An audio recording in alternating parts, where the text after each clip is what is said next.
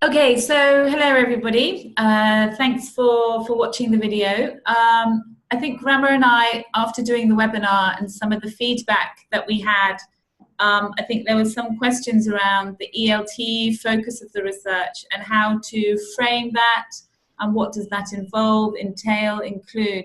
So the purpose of our small little conversation between Rama and myself is to kind of hopefully iron out any doubts you might have as to what can be put under sort of the ELT umbrella, what that might look like, what kind of lens that might have, and give you some examples.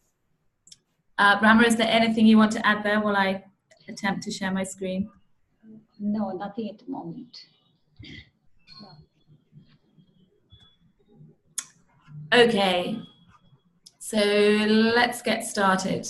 So, of course, we're talking about the English Language Teaching, Research and Mentoring Scheme, the deadline of which is fast approaching. So we hope you find this little session that we're going to do now interesting.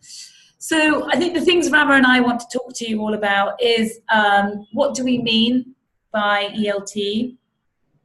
What areas could qualify as ELT research?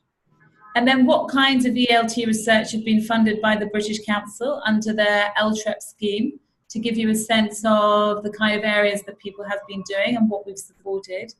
Then we're going to give you some idea of where you can go online to kind of find contextualized research reports and publications.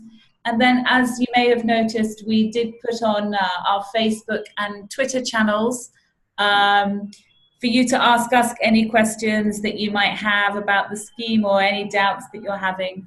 So Rama and I have collected these, and we will hopefully be answering them as we go through the conversation. And if we haven't, then we will talk a little bit about those right at the end of this presentation. So Rama, I'm going to let you answer most of the questions, and I will chip in occasionally. So let's move to, I think one of the key things, and that is, what do we mean by ELT? I think people have got quite different understanding of what we mean by this term and what it covers. So do you want to kind of shine a spotlight on it and kind of convey what we mean when we say ELT? Yeah, to me, it seems that we have actually, under this acronym ELT, English Language Teaching, we have to focus more probably on English language learning than teaching, and therefore I would really focus on ELL. Of course, we need to teach for learning to occur probably, but then when the focus shifts to learning, then a lot more things will get uncovered. For example, of course, we also have other acronyms like ESL, English as a Second Language, English as an international language, global language, and so on coming under that. And also TESOL, Teaching of English to Speakers of Other Languages. IATEFL, for example, teaching of English to speakers of foreign languages. And more recently at the Ambedkar University in Delhi, we have thought of a term called teaching English to speakers of Indian languages. So we are trying to make it more local, more Indian, which also focuses on our sort of asset, or the fact that we know more than one language already, even as we start learning English. So all these come under this very, very broad term called ELT. If you have any question or prompt me with something, then I can add more. Jemima. No, I think what you've just said is absolutely correct, and I think it's about understanding what comes under that umbrella. And I think that umbrella, I think some people could also argue that, CLIL can also come under that umbrella, because you're using a subject to help with the language learning process. Obviously, our lens, because we're the British Council, is going to be English, but there are also, I think that can also come under it. So you might be teaching, for example, mathematics, but you're also teaching English through that process as well. So that could also if that's an area you're interested in, could also be kind of incorporated into that. So on that kind of like big level, high level, you've got all these terms, but also I think it's be quite good to highlight to everybody all the little granular things that can come under this sort of key heading. Do you want to highlight any in particular that come to mind, Rama? Even as you mentioned, CLIL, content, what are the expansion of CLIL? Content and language integrated, I'm sorry. Language learning. Language learning. So we are actually thinking of both English medium instruction and mother tongue medium instruction. So in English medium instruction, we can also think of science or environmental science or social sciences and mathematics, which are taught through English, and therefore our focus will be on how that language facilitates or how that language can be developed even while teaching these languages. And in the mother tongue medium context, we are particularly looking at how English gets learned, although our focus can also be on how other languages can also develop alongside, or other languages as a resource can be used in the English language, in the English language class. So both kinds of both mediums are very much part of ELT. Yeah, and then you've also got all the other little aspects that can be pegged under ELT. So whether that's through assessment or whether that's through the learning, whether it's from teacher development, whether it's looking at the skills, all of this can also come under. And Rama and I prepared a list that we made earlier to also help people understand what else can be filed under the ELT category. So obviously, ELT is the lens, and through that, you can look at assessment, materials, skill development. I mean, we put a few things there, but it also can be around grammar, pronunciation. You've also got pedagogy, like what pedagogy is effective in terms of facilitating the language learning process. We've got 21st century skills, which can also be a vehicle for learning English. You've got employability. That's quite a hot topic area at the moment, as a lot of institutions, particularly in the vocational sector, have this as a mandatory component of their training. You've also got tying into the SDGs, where education and employability are focused on. You've also got learner training, which I think is, getting learners to be effective language learners, like what kind of skills do they need to develop so they can become autonomous. Of course, you've got the pre-service and in-service training for English teaching. You've also got teacher development and education as well. You've got CPD, and then also, a key thing around that is also how to develop, a reflective practice. What do teachers need? What do students need? I mean, that emphasis shouldn't just be on teachers. And then again, you've got teacher research. Is there anything else you think we can add to our list, Rama, or do you think it's pretty? I think it pretty much covers everything. You also had, put out the desirable areas that the British Council likes people to focus on. Maybe we could look at that and see how much of this. Yeah, I think that's coming onto the next slide. So let's move on to the next slide. So I think what we were looking at in the previous slide is focusing on the what, and I think when we're looking at the areas, it's like where can you contextualize that? What can be your localized environment that you're going to investigate? And as Rama said, some of the things that we've already mentioned are, one lens could be technology. You could look at assessment through technology. You could look at developing reflective practice through technology. So you've got to see how what we were discussing in slide 1 and how it can also, and then you're looking at your area, which is what we're going to do now. So you're looking at English for specific purposes. And Rama and I thought you could put EAP under this bracket. Yes, it's English for an academic purpose, but that academic purpose is still a specific purpose. And I know lots of universities now, particularly in the government sector, where children have come from, let's say, a Hindi medium environment, are going into an English medium environment for higher education, and EAP plays a very important role there to get students up to the required level so they can successfully navigate their degree courses. You've also got inclusive education practices, and that doesn't have to be specifically focused on, let's say, dyslexia, but you can also look at, learners coming from socially disadvantaged backgrounds and so forth. And of course, Rama, I'll let you talk a little bit about using a multilingual practice for teaching and learning, as I know you're quite involved in this area. When we talk about this, I think I can easily visualize both English medium context and the mother tongue medium context. In the English medium context, we are looking at how English and other languages can in fact facilitate English language learning.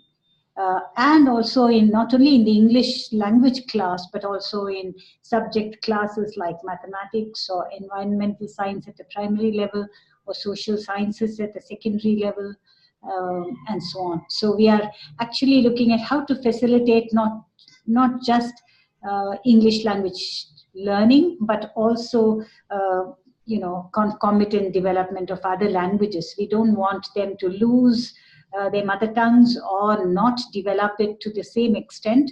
We want, I think, competent bilinguals or multilinguals, and therefore we would like to use quite a few of the resources that students themselves have and the teachers have to develop all these languages.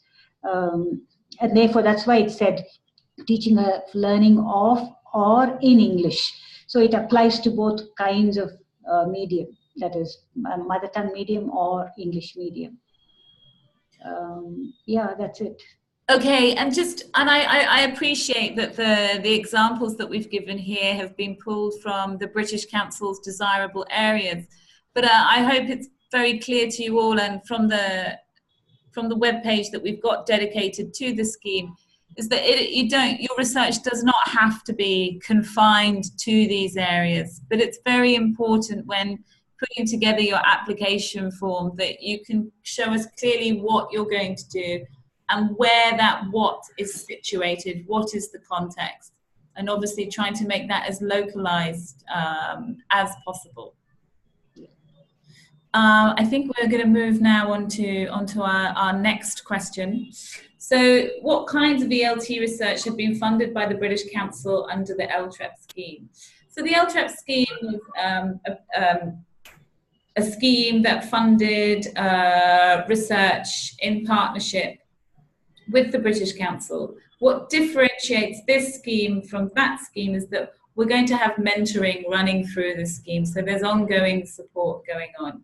However, what we have done historically is that we have funded different types of research from all kinds of people, whether that's at an institutional level or whether it's on an individual level, around ELT. So to date, we've funded research that's looking at informal and formal learning and teaching environments, research that's been worked on at an institutional level. We've also funded research on an independent level. So don't think that you have to be tied per se to a specific institution. You can still be working within an institution, but this could be independent research. We've also funded,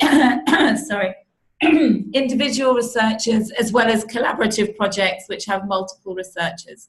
We've also worked on some research which is part of a larger study. So we've just funded a small component of that wider study.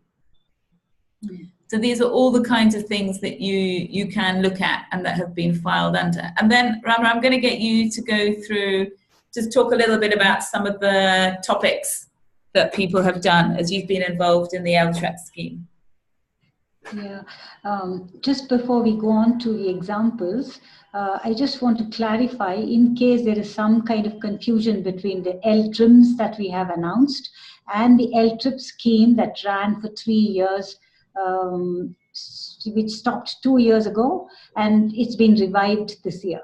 Now, the ELTREP scheme did not have a mentor, but there were people who supported the researchers through some kind of a workshop at the beginning and then at the end kind of thing. But now this is going to be a much more systematically done scheme, with a mentor supporting all the researchers. So that was called ELTREP, and now we call it ELTRMS. Okay, coming to the examples, yeah, you can read this. This is more a description of the study than a title. How a more communicative, task-based approach can be used to develop students' speaking skills for students in secondary school. So this clearly focuses on probably the pedagogic aspect. So it's looking at the task-based communicative approach for developing speaking skills, and it's at the secondary level. So you can see several things are coming in. There is a pedagogy aspect, there is a level which is secondary, and probably this was an individual researcher who did the research. And it also means that the person was working at the secondary level. So it's very context relevant, and probably the need for the study arose from teachers, the researcher's own experience of what she or he was doing, and therefore it made it very useful and interesting. Look at the second one, how a range of multiple intelligences can be addressed inside and outside the primary school. I don't remember the details of the study, but then the person focused on the different kinds of intelligence, Gardner's intelligences, I think, which includes emotional intelligence, musical, then spatial, and whatever other intelligence, mathematical, then verbal, and so on. And then the person focused on not just inside the classroom, which meant they were just not activities focused on learning inside the classroom, but then also how outside the classroom, outside the school, this was developed.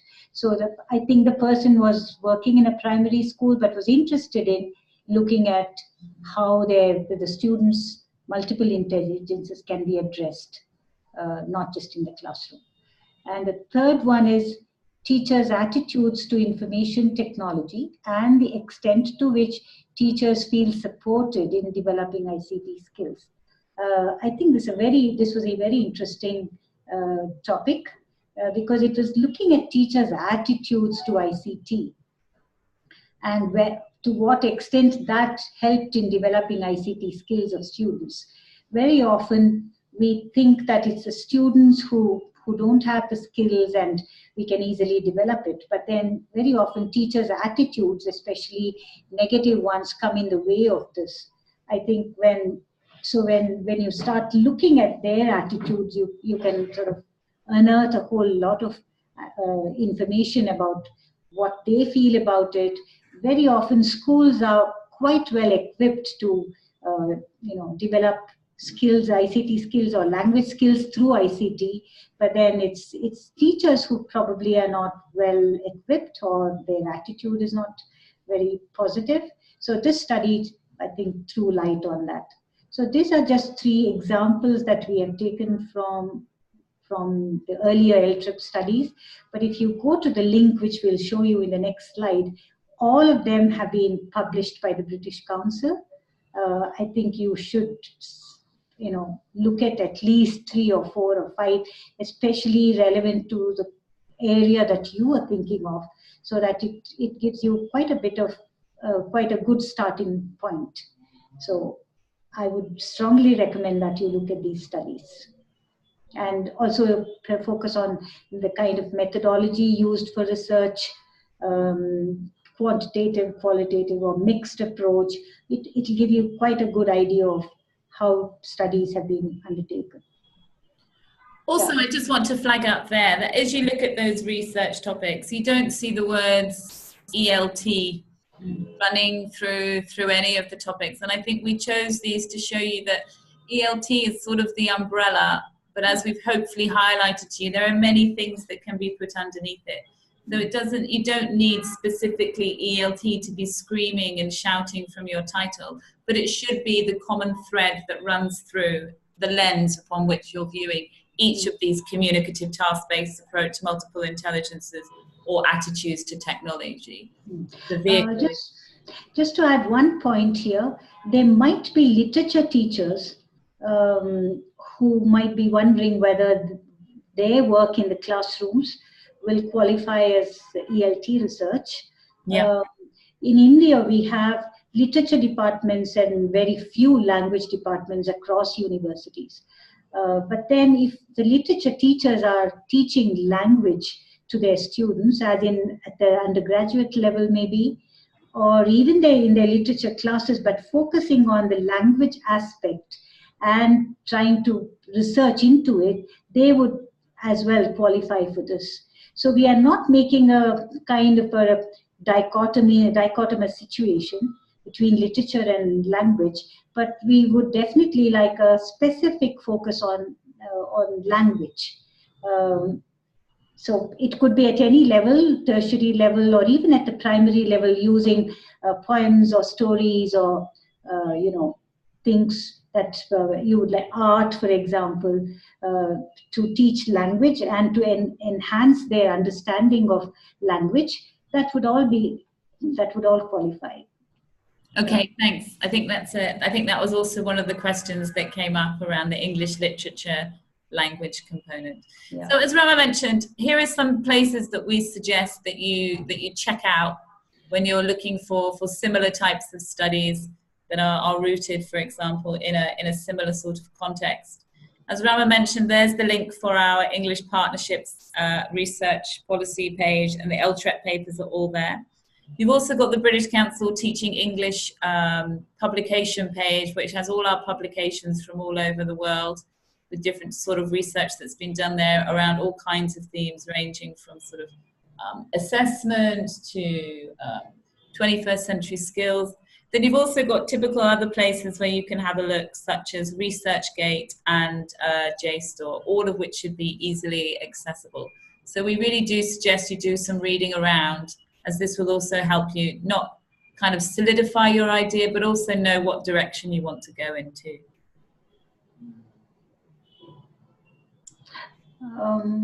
Just to add, we would like as many novel ideas as possible, not something that's already been over-researched or, we know quite, but that's not to quite well what it's all about. But that's not to discourage you from applying something quite well known in your own context, because that's a very unique context. That also is important. Get an understanding of how it works, something that's already well established works in your specific context, and how you can work with colleagues or teacher, other and students and so on. So, but then when you look at these new research publications, you will get lots and lots of ideas. So we would like you to do that and take this opportunity to sort of expand your repertoire.